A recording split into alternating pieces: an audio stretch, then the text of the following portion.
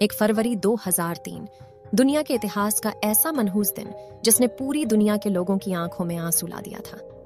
इस दिन STS 107 में सवार कल्पना चावला और उनके 6 क्रू मेंबर्स के पृथ्वी पर लौटने के वक्त स्पेस शटल के साथ जलकर जान चली गई थी। लेकिन क्या आपको पता है कि इस स्पेस शटल के लॉन्च के अगले ही दिन इसे अंतरिक्ष में भेजने वाली अमेरिकी स्पेस एजेंसी नासा को इस बात का अंदाजा लग चुका था कि आगे क्या होने वाला है, लेकिन फिर भी उन्होंने अपने एस्ट्रोनॉट्स को इस बारे में जानकारी क्यों नहीं दी और लॉन्च से पहले कई बार इस कोलंबिया स्पेस शटल में टेक्निकल प्रॉब्लम आई थी। तो इसे आखिर लॉन्च किया ही क्यों गया और क्या कल्पना चावला को बचाया जा सकता था? अगर आपके जहन में भी इस स्पेस मिशन को लेकर यह सवाल आते हैं तो पूरा वीडियो जरूर देखिएगा। सबसे पहले बात करते हैं कि 17 मार्च 1962 के दिन हरियाणा के छोटे से गांव में जन्मी कल्पना ने अपने जीवन में अमेरिकन एस्ट्रोनॉट बनने का सफर कैसे तय किया था। 4 भाई बहनों में सबसे छोटी कल्पना बचपन से स्पेस में जाना चाहती थी। उन्होंने अपनी प्राथमिक शिक्षा टैगोर बाल निकेतन स्कूल से की, जिसके बाद कल्पना ने पंजाब में इंजीनियरिंग, चंडीगढ़ से एरोनॉटिकल इंजीनियरिंग में पढ़ाई शुरू की। साल 1976 में एरोनॉटिकल इंजीनियरिंग में बैचलर की डिग्री हासिल करके कल्पना देश की पहली एरोनॉटिकल इंजीनियर बनी। साल 1984 में कल्पना ने अमेरिका की यूनिवर्सिटी ऑफ टेक्सास से एरोस्पेस इंजीनियरिंग में मास्टर्स की डिग्री हासिल की। इस दौरान उन्हें जीन पियरे हैरिसन से प्यार हुआ और 1983 में दोनों ने शादी कर ली।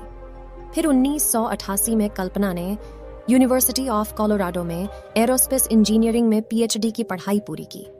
उसी साल उन्होंने नासा स्पेस रिसर्च सेंटर में काम करना शुरू किया। 96 में कल्पना को अमेरिका की सिटीजनशिप मिल गई और कल्पना की मेहनत और दृढ़ निश्चय देख नासा ने 1994 में उन्हें अंतरिक्ष यात्रियों के 15वें समूह में शामिल किया। 19 नवंबर 1997 के दिन अपने 6 क्रू मेंबर्स के साथ कोलंबिया स्पेस शटल में बैठकर कल्पना ने पहली अंतरिक्ष उड़ान भरी। STS 87 नासा से जाने वाले इस मिशन के दौरान कल्पना ने स्पेस में 15 दिन और 16 घंटे बिताए और 5 दिसंबर 1997 के दिन इस स्पेस शटल ने धरती पर सक्सेसफुल लैंडिंग की। इस मिशन को पूरा करने के साथ ही कल्पना चावला अंतरिक्ष में जाने वाली पहली भारतीय महिला बन चुकी थी।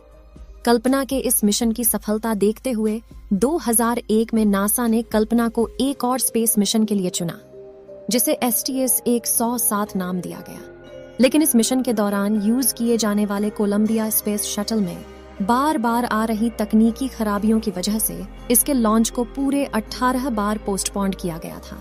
2 साल तक नासा ने इस शटल में आ रही अलग अलग खराबियों को ठीक किया, लेकिन नासा यह मानने को तैयार नहीं थी कि शटल स्पेस मिशन के लिए फिट है, बस वैसे बनाई जा रही थी।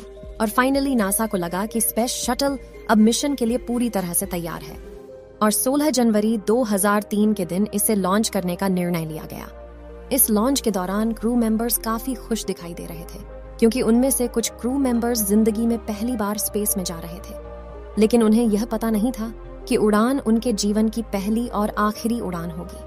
फिर भी 16 जनवरी की दोपहर को कोलंबिया स्पेस शटल ने अपने रॉकेट के साथ फ्लोरिडा के स्पेस सेंटर से अपनी 28वीं उड़ान भरी और कल्पना का स्पेस क्राफ्ट सही सलामत स्पेस में पहुंच गया, जहां उन्होंने 15 दिन 22 घंटे और 20 मिनट तक स्पेस में रहकर अपने मिशन को पूरा किया। और 1 फरवरी 2003 के दिन जब कोलंबिया स्पेस शटल अंतरिक्ष से धरती के लिए रवाना होकर तेजी से धरती के एटमॉस्फेयर में दाखिल होता है और उस पर वायुमंडल की गैस का प्रेशर और घर्षण बढ़ता है, जिससे कुछ ही सेकंड में कोलंबिया स्पेस शटल एक आग के गोले में तब्दील हो जाता है और उसके अंदर मौजूद क्रू मेंबर्स के साथ जलकर राख हो जाता है।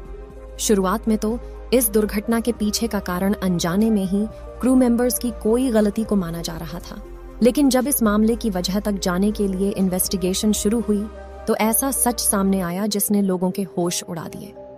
इस जांच के मुताबिक जब कोलंबिया स्पेस शटल अपने रॉकेट के साथ उड़ान भर रहा था, तभी उसके एक्सटर्नल फ्यूल टैंक की बाहरी सतह पर लगाए हुए इंसुलेशन का बड़ा सा टुकड़ा करीब 800 किलोमीटर की रफ्तार से शटल के लेफ्ट विंग में फंसा रहता है, जिससे उस विंग पर लगी रन फोर्स कार्बन यानी RCC की कोटिंग में 10 इंच गहरा गड्ढा बन जाता है।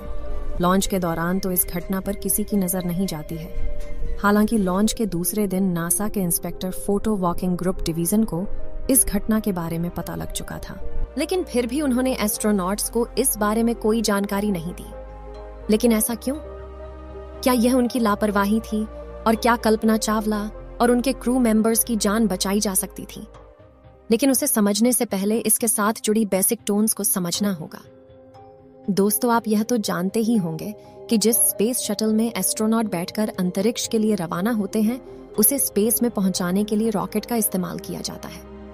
रॉकेट को ग्रेविटी के अपोजिट ले जाने के लिए सबसे जरूरी होता है फ्यूल, जो कि 2 तरह के होते हैं, liquid NRI fuel. Liquid fuel में लिक्विड ऑक्सीजन और लिक्विड हाइड्रोजन का इस्तेमाल किया जाता है।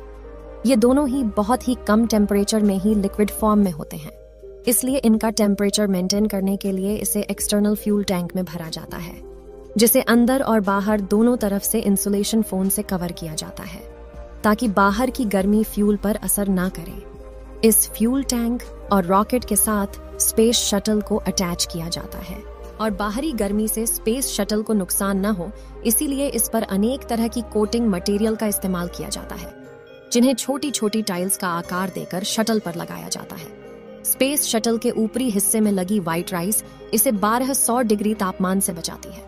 इसके निचले हिस्से में लगे 2 टाइल्स इसे करीब 2300 डिग्री की गर्मी से बचाती है और रॉकेट से निकल रही गर्मी का सबसे ज्यादा असर शटल विंग्स पर होता है, जिसे गर्मी से बचाने के लिए इन पर RCC की टाइल्स लगाई जाती है, जो 100 से करीब 3000 डिग्री की हीट से बचाती है। और कोलंबिया स्पीड शटल के लॉन्च के दौरान हुई दुर्घटना से इसके विंग के इसी RCC पैनल में करीब 10 इंच का छेद हो जाता है।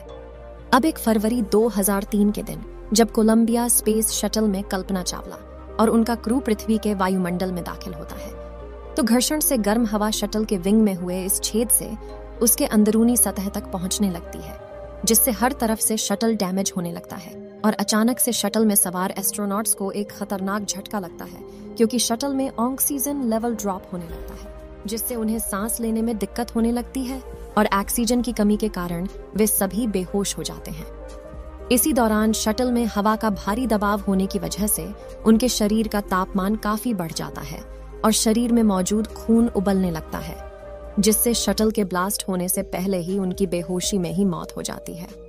जिसके कुछ देर बाद ही शटल भी एक आग के गोले में तब्दील हो जाता है और अपनी आखिरी उड़ान में जलकर राख हो जाता है। तो क्या इस घटना को वाकई में टाला जा सकता था? तो इस पर डेविड बेकर, जिन्होंने शटल प्रोग्राम में काम किया था, उनकी तैयारी के मुताबिक स्पेस शटल का तो पता नहीं, लेकिन क्रू मेंबर्स को बचाया जा सकता था। उनके मुताबिक नासा अगले ही महीने यानी कि 1 मार्च को अटलांटिस नाम का एक और स्पेस शटल लॉन्च करने वाला था। अगर नासा इस दुर्घटना को शुरू में ही सीरियसली ले लेता, तो शटल की प्रिपरेशन कुछ ही हफ्तों की जगह 4 हफ्तों में फिनिश करके रेस्क्यू मिशन के लिए लॉन्च किया जा सकता था। और कोलंबिया स्पेस शटल की बात करें तो इसमें एस्ट्रोनॉट को 30 दिनों तक जिंदा रखने के लिए सप्लाई भी था।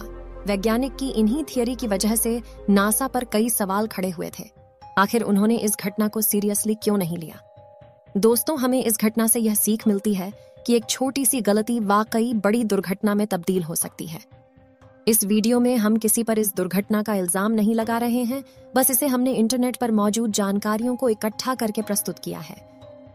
इस वीडियो को एक लाइक जरूर करें और अपने मित्रों तक इस वीडियो को शेयर करें, ताकि उन्हें भी जानकारी मिल सके।